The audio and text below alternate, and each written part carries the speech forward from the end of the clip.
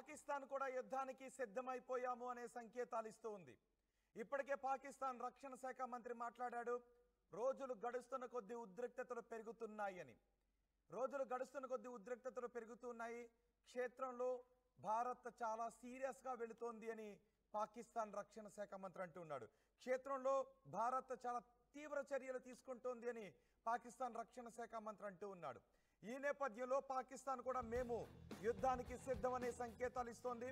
ఇప్పుడు పాకిస్తాన్ తన యుద్ధ సన్నాహాల గురించిన వీడియోలు రిలీజ్ చేసింది. ఆ వీడియోలు ఇప్పుడు మీరు ఆర్టీవీ స్క్రీన్ పైన చూస్తున్నారు. మా నావికా దళం కూడా సిద్ధంగా ఉంది అని చెప్తోంది. మా వైమానిక దళం సిద్ధంగా ఉంది అని చెప్తోంది. మా ఆర్మీ కూడా సిద్ధంగా ఉంది అని పాకిస్తాన్ మిలిటరీ విభాగం చెప్తోంది.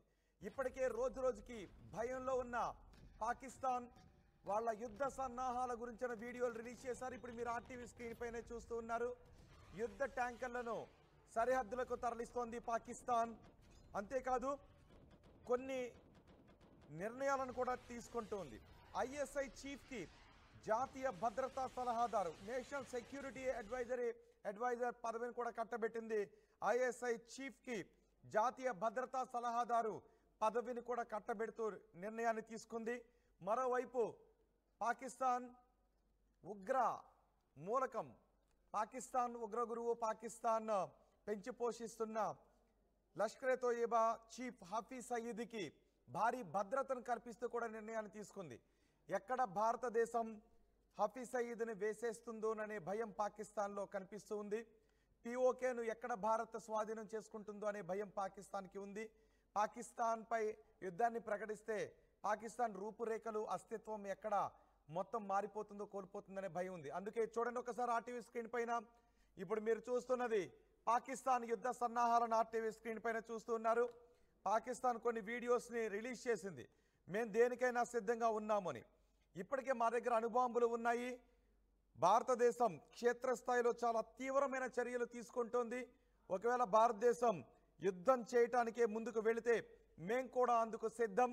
మా అస్తిత్వానికి దెబ్బతీసే పరిస్థితులే వస్తే మేము అణుబాంబులు వేయడానికైనా సిద్ధమని పాకిస్తాన్ అంటుంది. అందుకే చూడండి ఒక్కసారి ఆ ఆర్టీవీ స్క్రీన్ పైన ఇప్పుడు మీరు చూస్తున్నది పాకిస్తాన్ సైన్యాన్ని బోర్డర్లోకి పంపిస్తున్నటువంటి దృశ్యాలు, పాకిస్తాన్ వైమానిక దళాన్ని అలర్ట్ చేస్తున్నటువంటి దృశ్యాలు, పాకిస్తాన్ నావికా దళం సిద్ధమవుతున్నటువంటి దృశ్యాలు, ఇవన్నీ కూడా పాకిస్తాన్ రిలీజ్ చేసింది. అంటే భారత్ ఎక్కడా తగ్గట్లేదు కాబట్టి మేము కూడా యుద్ధానికి సిద్ధమనే సంకేతాలను భారత్ ఇస్తుంది. అంటే ఇప్పటికే పాకిస్తాన్ ఆర్మీ రాజీనామాలు చేసి వెళ్ళిపోతున్నటువంటి నేపథ్యంలో పాకిస్తాన్ అడుగుతోంది వాళ్ళ రాజీనామాలు చేస్తున్న వృద్ధ సైనికులను తిరిగి సైన్యంలో చేరండి అని చెబుతూ మేకపోతు గాంభీర్యాన్ని ప్రదర్శిస్తుంది.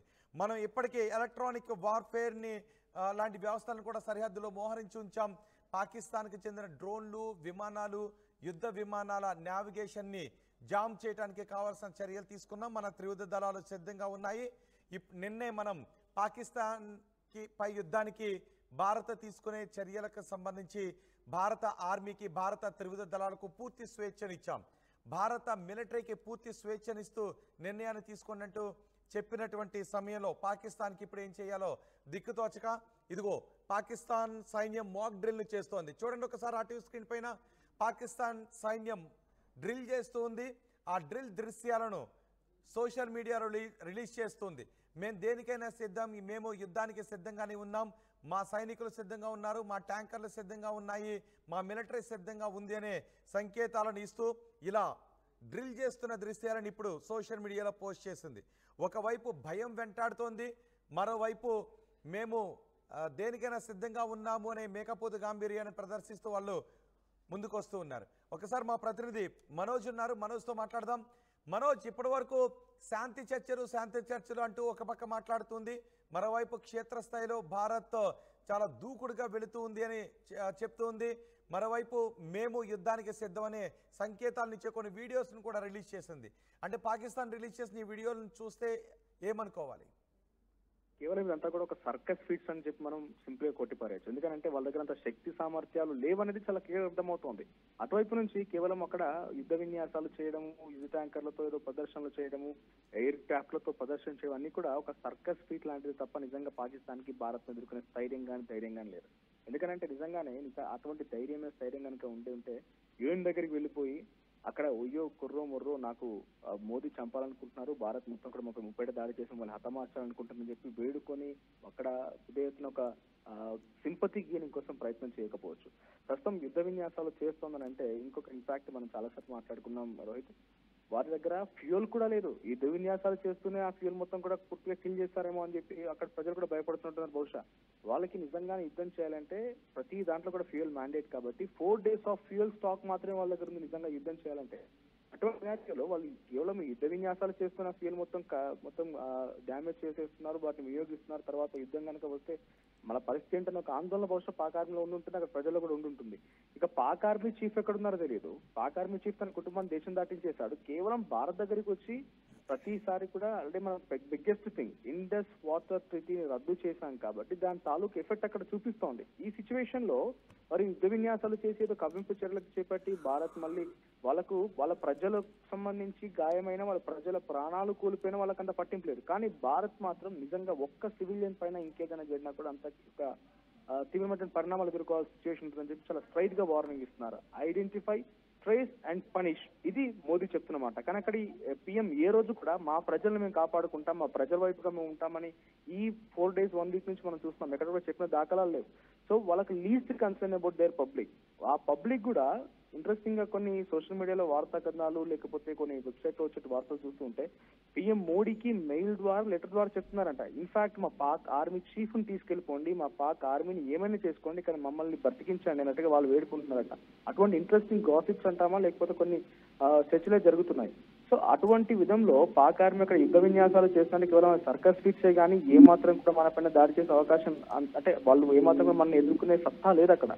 సో ఎల్ఓసి వెంట ఎటువంటి యుద్ధ విన్యాసాలు మనోజ్ ఈ 2 రోజుల నుంచి చూస్తుంటే ఎప్పుడైతే పాకిస్తాన్ అంటూ ఉంది 24 గంటల నుంచి 36 గంటల్లో భారత్ మాపై ఏమైనా చేసే అవకాశం ఉంది, క్షేత్రస్థాయిలో భారత్ చాలా దూకుడుగా ముందుకు వెళ్తుంది, తీవ్ర చర్యలు తీసుకుంటుందని ఆ రక్షణ శాఖ మంత్రి ఏమన్నాడు, పాకిస్తాన్ రక్షణ శాఖ మంత్రి ఏమన్నాడు అంటే క్షేత్రస్థాయిలో భారత్ చాలా తీవ్ర చర్యలు తీసుకుంటూ ముందుకు వెళుతోంది అని. సో మేము యుద్ధానికి సిద్ధం అనే సంకేతాలను ఇస్తున్నారు, శాంతివచనాలు కూడా అంటున్నారు. సో ఈ 2 రోజుల నుంచి చూస్తూ ఉంటే పాకిస్తాన్ వైపు నుంచి కూడా సైనిక యాక్టివిటీ పెరిగినట్టుగా కనిపిస్తుంది. అంటే ఇంకా యుద్ధం తథ్యం అనే విషయానికి వాళ్ళు కూడా వచ్చేసారనుకోవాలా? బట్ ఎగ్జాక్ట్ గా యుద్ధం తథ్యమనే ఉద్దేశంతోనే ఉన్నారు వారు కూడా. నిజంగానే భారత్ కనుక దాడి చేయాల్సిన సిచ్యువేషన్ లో కొంచెమైనా డిఫెండ్ చేయగలుగుతాం కదా, కొంచెం కొద్దిలో గొప్ప మేము కూడా యుద్ధం చేయాలి కదా, సింప్లీగా కూర్చోలేరు కాబట్టి అటువంటి విన్యాసాలు చేస్తోంది.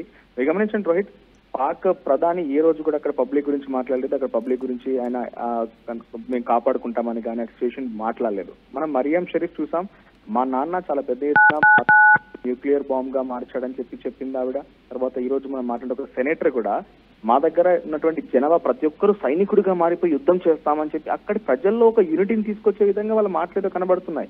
కానీ పబ్లిక్ లో కూడా ఈ సైన్యంగా మార్చేస్తామనేటువంటి మాటల్లో యూనిటీ పెంచడం ఒకే ఎత్తు అయితే వాళ్ళ ప్రాణాలు పోయినా కూడా పెద్దగా లెక్క చేయని తత్వం కనబడుతోంది. కానీ మోదీ మన ప్రధాని ఎక్కడ కూడా మీరంతా సిద్ధమైపోండి యుద్ధానికని చెప్పడం లేదు.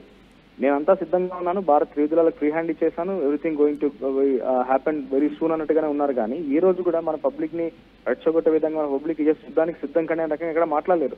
అక్కడ ఒక ఇంటర్నల్ యుద్ధం జరుగుతోంది, వేర్పాటువాదం గురించి కానివ్వండి, ఇంటర్నల్ ఇంకేదో జరుగుతోంది. వాటన్నిటి కూడా కంట్రోల్ చేసే ఉద్దేశంలో భాగంగానే ఇందాక మీరు అన్నట్టుగా రక్షణ మంత్రి కానివ్వండి, ఇన్ఫర్మేషన్ బ్రాడ్కాస్టింగ్ మినిస్టర్ అతౌల్లా తలార్ ఆయన కూడా మాట్లాడిందంటే 24 గంటల నుంచి 36 గంటల్లో భారత్ మా పైన దాడి చేసే అవకాశం ఉందని చెప్పడంలో ఒక అర్థం.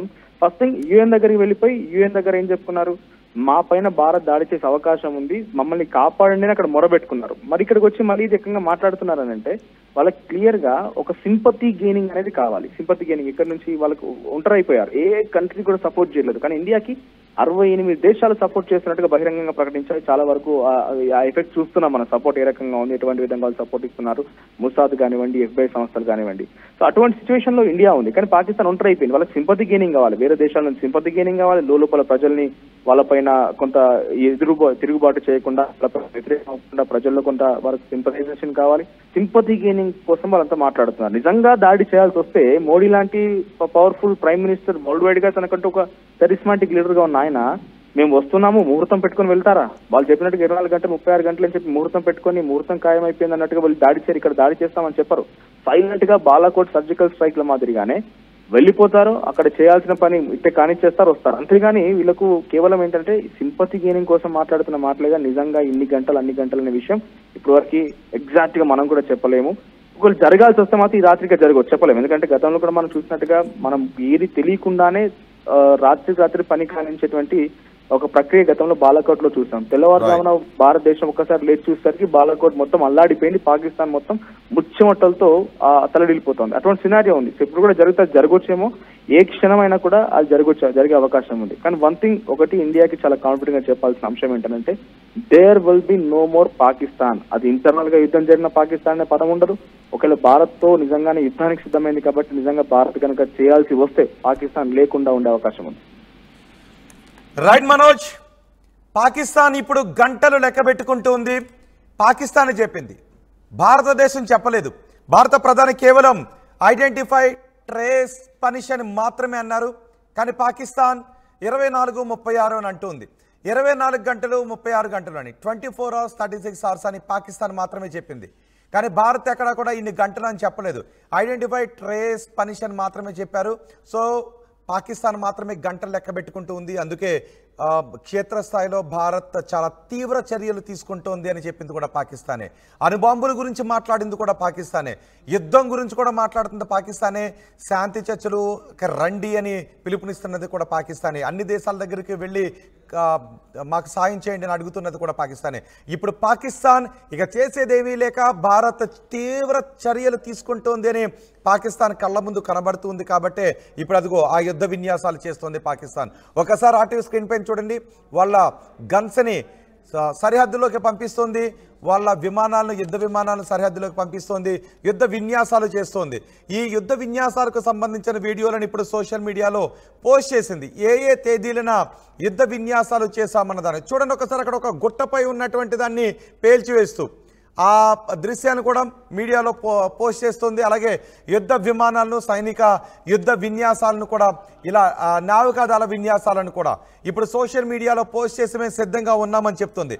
అంతేకాదు పాకిస్తాన్ ఉగ్రవాద గురువు హఫీజ్ సయీద్ను కూడా, లష్కర్-ఏ-తోయిబా చీఫ్ హఫీజ్ సయీద్కి భారీ భద్రతను కల్పిస్తూ కూడా నిర్ణయాన్ని తీసుకుంది. ఏకంగా 4 కిలోమీటర్ల రేడియస్లో చీమ చిటుకుమన్నా కూడా తెలిసే విధంగా హఫీజ్ సయీద్కి రక్షణ కల్పిస్తూ నిర్ణయం తీసుకుంది. చూడండి ఒకసారి మొదటి బాక్స్లో ఏప్రిల్ 29వ తారీఖున వాళ్ళ యుద్ధ ట్యాంకులు సరిహద్దులకు తరలివస్తూ అక్కడ విన్యాసాలు చేస్తున్నటువంటి దృశ్యాలు. ఏప్రిల్ 30వ తారీఖున వాళ్ళు గన్స్తో, యుద్ధ ట్యాంకర్లతో విన్యాసాలు చేస్తున్నటువంటి దృశ్యాలు కూడా మీరు ఆర్టీవీ స్క్రీన్ పైన చూస్తున్నారు. ఇప్పుడు ఈ వీడియోస్ని రిలీజ్ చేశారు. ఇక పాకిస్తాన్కి అర్థమైపోయింది ఏ క్షణమైన భారత్ తమపై విరుచుకుపడే అవకాశం ఉంది అని, ప్రతీకారం తీర్చుకునే అవకాశం ఉంది అని. ఇప్పటికే POKని స్వాధీనం చేసుకోవాలి అనే మాటలు కూడా వినిపిస్తున్నాయి. బ్రిటన్ MP కూడా ఒకరు మాట్లాడారు, భారతదేశం POKని స్వాధీనం చేసుకోవాలి, అప్పుడే పాకిస్తాన్కి బుద్ధి వస్తుంది, ఈ ఉగ్రవాద కార్యకలాపాలన్నిటికీ ఫుల్ స్టాప్ పడాలంటే POKని స్వాధీనం చేసుకోవాలి అని. ఇప్పుడు పాకిస్తాన్కి యుద్ధ భయం చాలా స్పష్టంగా కనిపిస్తోంది. అందుకే పాకిస్తాన్ తమ యుద్ధ సామాగ్రిని సరిహద్దులకు తరలిస్తోంది. ఇప్పటికే మన నౌకలు అరేబియా సముద్రంలో గస్తీ కాస్తూ ఉన్నాయి. ఈ నేపథ్యంలో పాకిస్తాన్ కూడా మేము అరేబియా సముద్రంలో మా నావికా దళం కూడా విన్యాసాలు చేస్తోంది అంటూ ఇప్పుడు మీరు ఆర్టీవీ స్క్రీన్ పైన చూస్తున్నదే పాకిస్తాన్ నావికా దళ విన్యాసాలు. ఇటు రెండో బాక్స్లో మీరు చూస్తున్నారు పాకిస్తాన్ ఆర్మీ విన్యాసాలు.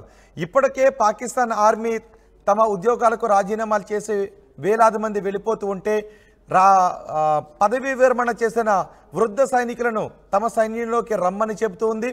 పాకిస్తాన్ టచ్ చేయాలి అంటే 1కి 10 సార్లు ఆలోచించాలి అని ఆ దేశ రాజకీయ నాయకులు చెప్తూ ఉన్నారు.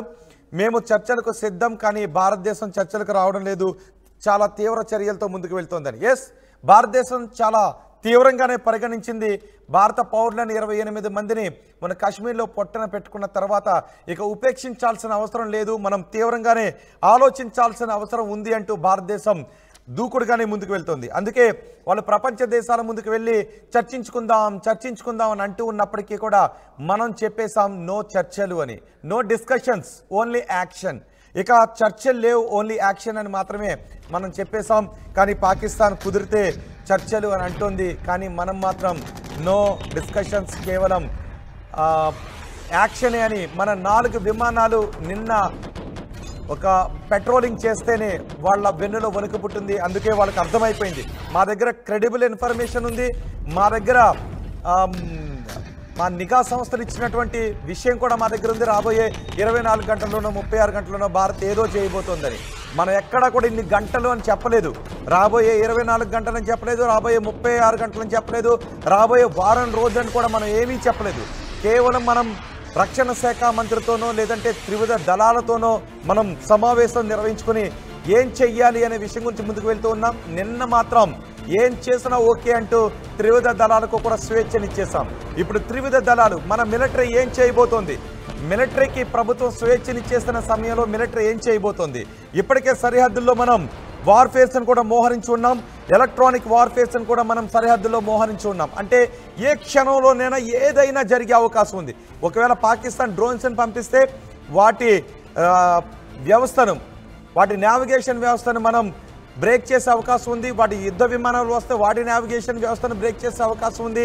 సో ఇప్పుడు మనం ఎలక్ట్రానిక్ వార్ఫేర్స్ని కూడా సరిహద్దుల్లో మోహరించున్న సమయంలో ఇదిగో పాకిస్తాన్ ఇప్పుడు చేస్తున్నటువంటి మాక్ డ్రిల్స్ ఇవే, యుద్ధ సన్నాహాలు ఇవే, యుద్ధానికి సంబంధించి మేము కూడా సిద్ధమయ్యామని చెప్తున్నటువంటి దృశ్యాలను రిలీజ్ చేసింది. మరి మీరేమనుకుంటున్నారు? పాకిస్తాన్ కూడా ఇప్పుడు మేము యుద్ధానికి సిద్ధమైపోయాము అంటూ యుద్ధ సామాగ్రిని సరిహద్దులకు తరలిస్తున్న సమయంలో మీరేమనుకుంటున్నారు?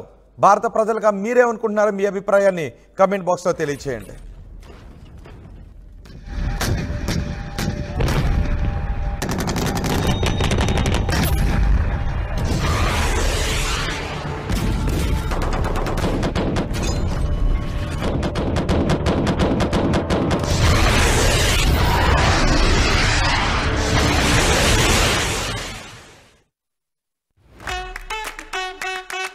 Bringing the industry expertise to the classroom. KL deemed to be university.